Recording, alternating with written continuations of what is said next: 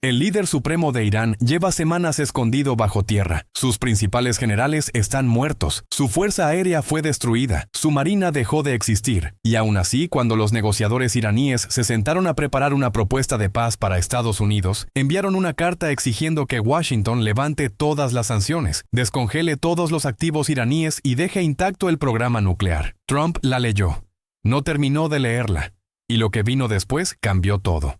Si quieres seguir esta situación en tiempo real, suscríbete ahora, porque esto se está moviendo muy rápido. El fuego que separaba a Irán y Estados Unidos de una reanudación total del conflicto está, en palabras del propio Trump, en soporte vital. Y no es una metáfora vacía, es una descripción precisa de lo que está ocurriendo en este momento en los corredores diplomáticos de Islamabad, Washington, Teherán y Beijing. Irán envió su respuesta formal a la propuesta estadounidense el 10 de mayo, 4 días de espera para un documento que, según Trump, debería haber tomado 10 minutos en redactarse. Cuando finalmente llegó, el presidente estadounidense dijo que era inaceptable en su totalidad, que era inapropiada, que no era algo que Estados Unidos fuera a aceptar bajo ninguna circunstancia. Y luego agregó algo que resume perfectamente la fractura entre ambas partes. Irán ha estado jugando con muchos países durante 47 años. Pero lo que hace esta situación verdaderamente explosiva no es solo el rechazo de Trump.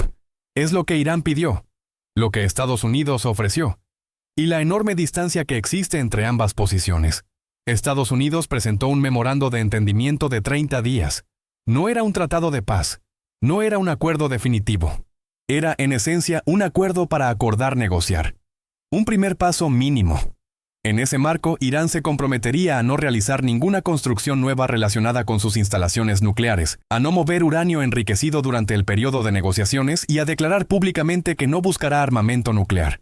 A cambio, Estados Unidos ofrecía alivio parcial de sanciones y, si Irán abría el estrecho de Hormuz, el levantamiento del bloqueo naval. Era un punto de partida. Nada más. La respuesta de Irán fue otra cosa completamente distinta. Teherán rechazó el marco propuesto y presentó sus propias condiciones. Exigió el levantamiento inmediato de todas las sanciones estadounidenses. Exigió que las exportaciones de petróleo iraní continúen sin restricciones. Exigió la liberación de todos los activos congelados en el momento mismo en que se firme cualquier memorando. Y sobre el tema nuclear, la postura fue categórica. La tecnología nuclear no es parte de las negociaciones en este momento. El enriquecimiento de uranio nunca es negociable. Las actividades nucleares de Irán han sido pacíficas y seguirán siéndolo. En otras palabras, Irán quiere todo primero y hablar del tema central después. Trump fue preguntado directamente sobre esto. Su respuesta fue breve y sin ambigüedades. Irán no puede tener un arma nuclear. Son muy peligrosos. Son muy volátiles. Y eso es lo que no apareció en la carta que recibió. Ese es el único punto que importa, según él. Irán se negó a incluirlo. Lo que hace esta situación aún más compleja es entender por qué Irán actúa de esta manera. Un país con su liderazgo escondido bajo tierra, con sus generales más importantes eliminados, con su capacidad militar severamente degradada, no debería estar en posición de imponer condiciones, debería estar buscando una salida. Y sin embargo, las demandas que llegaron a Washington no sonaban a las de un país que ha perdido una guerra. Sonaban a las de un país que cree estar negociando desde una posición de fortaleza. La explicación que emerge desde múltiples fuentes apunta en una dirección específica. Las demandas no provienen necesariamente del liderazgo político iraní. Provienen de los generales de la Guardia Revolucionaria. Y esos generales tienen un incentivo que va en sentido contrario al de cualquier solución diplomática rápida. Si la guerra continúa, su poder interno se consolida. Si los líderes políticos son eliminados durante el conflicto, los militares quedan en posición de controlar el país. Para la Guardia Revolucionaria, una guerra que dure lo más posible no es una tragedia, es una oportunidad. Eso explica la desconexión entre la realidad militar de Irán y el tono de su propuesta diplomática. La realidad dice que Irán ha perdido capacidad significativa. La propuesta dice que Irán no va a ceder nada fundamental. Esa contradicción no es un error de cálculo. Es el resultado de intereses internos iraníes que no apuntan hacia la paz. Mientras tanto, en Washington, la situación también se está moviendo. Casi al mismo tiempo que Trump rechazaba la propuesta iraní, se reportó que el presidente está considerando reactivar el Proyecto Libertad. Para quienes no lo recuerdan, el Proyecto Libertad fue una operación militar diseñada para ayudar a sacar los barcos varados en el Golfo Pérsico, reabriendo parcialmente el estrecho de Hormuz para permitir que las embarcaciones atrapadas desde hace más de 2 meses puedan salir. La última vez que el Proyecto Libertad estuvo activo, varios buques de guerra estadounidenses cruzaron el estrecho de Hormuz, entraron al Golfo Pérsico y volvieron a salir. Irán intentó atacarlos. Usó embarcaciones pequeñas, drones y misiles. Fracasó, y en respuesta, aviones estadounidenses identificaron y destruyeron los equipos y posiciones desde donde Irán lanzaba esos ataques, debilitando aún más el control iraní sobre el estrecho. Si el Proyecto Libertad se reactiva, la secuencia lógica es clara. Irán intentará atacar nuevamente, y si Irán ataca, el alto el fuego habrá terminado. No en teoría, en la práctica. Trump fue preguntado sobre el estado del alto el fuego. Dijo que está en soporte vital, que es increíblemente débil. Y luego usó la figura del Dr. Oz para hacer el punto más claro todavía. Soporte vital es cuando el médico entra a la habitación y dice que el paciente tiene aproximadamente un 1% de probabilidades de sobrevivir. Eso es lo que Trump piensa del acuerdo que negoció Pakistán. Y Pakistán, que ha sido el puente entre ambas partes desde el inicio, sigue siendo reconocido por Trump como un mediador excelente. Tanto el mariscal de campo como el primer ministro pakistaní recibieron elogios directos del presidente estadounidense, pero los elogios no cambian el hecho de que las negociaciones en Islamabad no han producido nada concreto. El canal está abierto, el acuerdo no existe. Lo que sí existe, y esto es fundamental para entender el momento actual, es un elemento completamente nuevo en la ecuación. China está cambiando de posición. Hace apenas 3 o 4 días, el Partido Comunista Chino había aprobado una ley que establecía que ninguna empresa que opere en China estaba obligada a cumplir con las sanciones estadounidenses. Era una declaración directa de respaldo a Irán y una señal de que Beijing no iba a ceder ante la presión de Washington en ese frente. Las empresas chinas, incluidas refinerías que compraban petróleo iraní, podían ignorar las sanciones sin consecuencias legales internas. Entonces llegó el reporte de Bloomberg y cambió todo. China está pidiendo a sus bancos que detengan los nuevos préstamos a las refinerías sancionadas por Estados Unidos. Las mismas refinerías que el gobierno chino había defendido días antes. Los reguladores financieros del país aconsejaron a los bancos más grandes que no otorguen crédito a 5 refinerías específicas que están bajo sanciones estadounidenses. En términos prácticos, China está dando marcha atrás en su postura de apoyo a Irán, al menos en el terreno financiero. ¿Por qué ahora? La respuesta es casi seguramente el viaje de Trump a China. El 13 de mayo, Trump viajó a Beijing en la primera visita oficial de un presidente estadounidense a China en más de 9 años. La reunión con Xi Jinping estaba programada para el 15 de mayo. Se suponía que el enfoque principal eran las negociaciones comerciales. Pero con Irán en el centro del escenario global, ese tema iba a estar presente de todas formas. China no quería que esa reunión se pospusiera. Ya ocurrió una vez en abril, cuando el inicio de la guerra con Irán obligó a reprogramar el encuentro. No querían que volviera a suceder, y la señal más clara que podían dar de que estaban dispuestos a cooperar era exactamente esta: empezar a presionar financieramente a las refinerías que compran petróleo iraní en violación de las sanciones. Para Irán, esto es un golpe significativo. China era, en la narrativa del régimen iraní, el aliado que absorbía su petróleo y neutralizaba el efecto de las sanciones occidentales. Si China empieza a cerrar ese grifo, aunque sea parcialmente, la presión económica sobre Teherán se intensifica en un momento en que Irán ya está pagando un precio enorme por el conflicto. Trump fue preguntado sobre el rol de China en todo esto. Dijo que Xi Jinping ha sido relativamente bueno, que a pesar de que China obtiene una gran parte de su petróleo de la región, no ha habido problemas con Beijing en ese frente. Describió su relación con el presidente chino como de amistad, y dijo que espera que cosas positivas salgan del viaje. Pero también fue claro en algo: no necesita la ayuda de China para resolver el problema con Irán. Van a ganar de una forma o de otra, dijo, ya sea de manera pacífica o de otro modo. Y esa frase resume perfectamente la postura de Washington en este momento. La diplomacia sigue siendo la opción preferida, pero la opción militar no está descartada. El Proyecto Libertad está siendo considerado. Los destructores están reposicionándose. Y Trump tiene reuniones programadas con generales inmediatamente después de sus apariciones públicas para discutir específicamente sobre Irán. Hubo un momento revelador en una de esas apariciones. Trump estaba participando en un evento relacionado con salud mental cuando, casi al margen, mencionó que al salir había un grupo importante de generales esperándolo para hablar sobre Irán. No fue un detalle planificado para el público.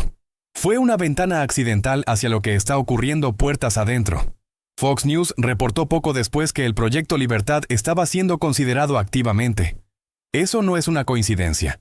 Es la secuencia lógica de lo que ocurre cuando una propuesta diplomática es rechazada categóricamente y el presidente tiene generales esperándolo en la sala de al lado. Hay otro elemento que surgió durante el fin de semana y que añade una capa más de complejidad a todo este escenario. El Wall Street Journal reportó que Israel construyó una pista de aterrizaje de casi 2 kilómetros en medio del desierto occidental de Irak, a días de que comenzara la guerra.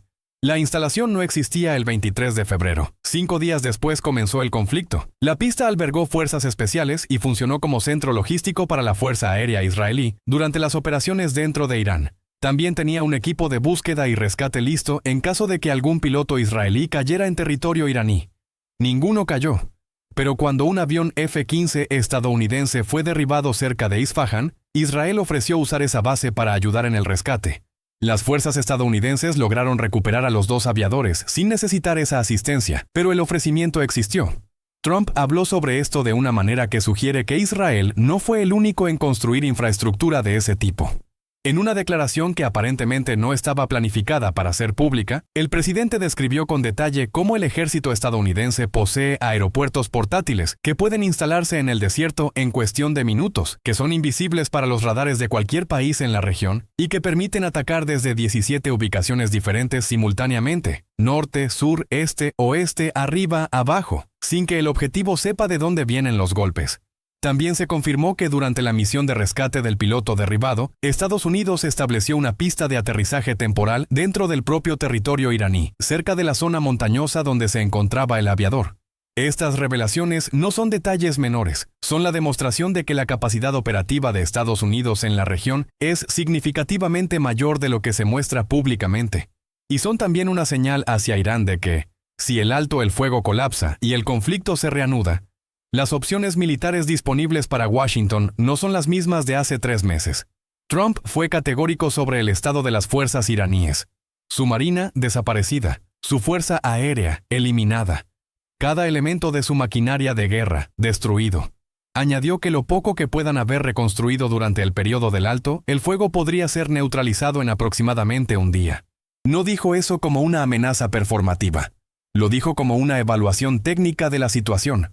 Y sin embargo, ahí está Irán, con su liderazgo bajo tierra, con sus generales muertos, con su economía presionada y con su principal aliado económico empezando a darle la espalda silenciosamente, presentando una propuesta que excluye el único tema que Washington considera no negociable.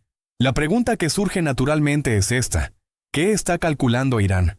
La respuesta más probable no es que Irán crea que puede ganar, es que ciertos sectores dentro del régimen, específicamente la Guardia Revolucionaria, prefieren que el conflicto continúe antes de que haya una paz que no pueda presentarse como victoria. Una paz en condiciones de derrota es políticamente insostenible para el régimen.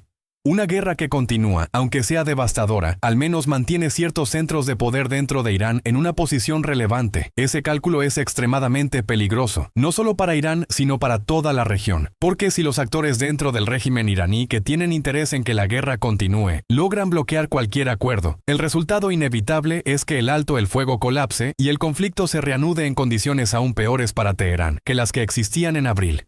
El estrecho de Hormuz sigue siendo el punto de mayor tensión práctica. Por esa franja de agua transita aproximadamente el 20% del petróleo que consume el planeta. Su cierre tiene consecuencias inmediatas en los mercados energéticos globales. Trump mencionó que el precio del barril estaba en $99 y que lo habría aceptado desde el principio, porque las expectativas iniciales eran que subiría mucho más.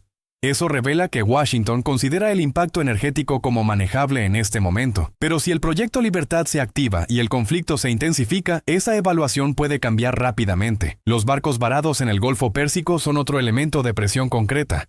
Han estado atrapados durante más de 2 meses. Sus propietarios, sus cargamentos y los países que dependen de esas importaciones están pagando un precio real todos los días que pasa. El Proyecto Libertad no es solo una operación militar. Es también una respuesta a una presión económica y diplomática que viene de múltiples direcciones. En Beijing, mientras Trump se reunía con Xi Jinping, el tema de Irán iba a estar presente de manera inevitable. Ninguno de los dos lados quería que fuera el foco principal. China prefería hablar de comercio. Estados Unidos también prefería ese enfoque. Pero la guerra en Irán es demasiado grande para ignorarse en una reunión entre las dos potencias más importantes del mundo. Lo que China haga en las próximas semanas con respecto a sus relaciones económicas con Irán será determinante. Si los bancos chinos efectivamente dejan de financiar las refinerías sancionadas, el efecto sobre la economía iraní será significativo. Irán necesita vender su petróleo. China era el principal comprador dispuesto a ignorar las sanciones. Si ese mercado se cierra, aunque sea parcialmente, la presión sobre Teherán aumenta de manera considerable. Y esa presión podría ser exactamente lo que finalmente mueva a Irán hacia una postura más realista en las negociaciones, o podría radicalizar aún más a los sectores dentro del régimen que prefieren la confrontación. Ese es el riesgo. Lo que está claro en este momento es que el alto el fuego existe en papel, pero no en práctica. El estrecho de Hormuz sigue restringido. El bloqueo naval estadounidense sigue activo. Las sanciones siguen vigentes. Los barcos siguen varados. Y la propuesta iraní fue rechazada por Washington en términos que no dejan espacio para una respuesta intermedia. Trump tiene generales esperándolo. El proyecto Libertad está sobre la mesa. China está recalibrando su posición. Y Teherán sigue presentando condiciones como si fuera un país que acaba de ganar una guerra. Algo va a cambiar muy pronto. La pregunta no es si, es cuándo y en qué dirección.